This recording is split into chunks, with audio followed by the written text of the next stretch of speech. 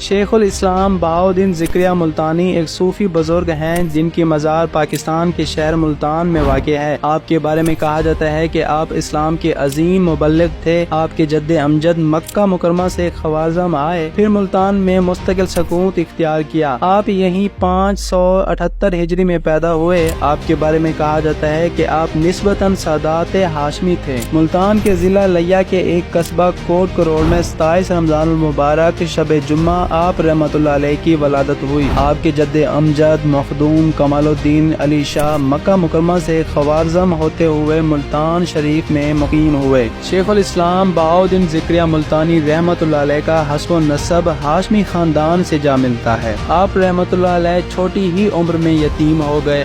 آپ کے بارے میں کہا جاتا ہے کہ 12 سال کی عمر میں قرآن مجید حفظ کر لی۔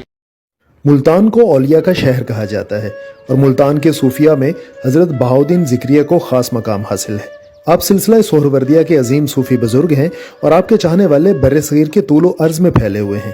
حضرت بہاؤالدین ذکریہ ملتانی نے بغداد کے نامور صوفی حضرت شہاب الدین سہروردی کے ہاتھ پر بیعت کی اور ہندوستان آ کر جنوبی پنجاب کے لوگوں میں امن و محبت کا پیغام پھیلایا۔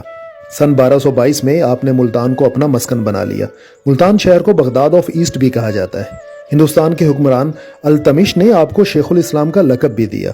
13ویں صدی کے عظیم صوفی حضرت بہاؤالدین، حضرت فرید الدین گنشکر اور حضرت لال شہباز قلندر کے ہم اثر تھے۔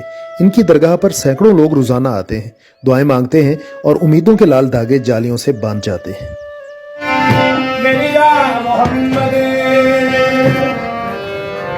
لوٹ کر میں نہ جاؤں گا